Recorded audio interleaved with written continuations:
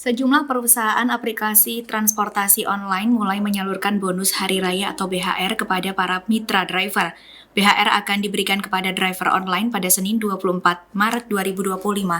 Dikutip dari tribunnews.com, besaran BHR dihitung sekitar 20% dari rata-rata penghasilan bersih sesuai dengan ketentuan pemerintah Selasa 11 Maret 2025. Jumlah yang akan diterima driver online dalam kategori tertinggi sebesar 900.000 untuk mitra roda 2 dan 1.600.000 untuk mitra roda 4. Pemberian bonus ini merupakan kontribusi perusahaan aplikasi transportasi online untuk mendukung mitra driver dalam merayakan Idul Fitri.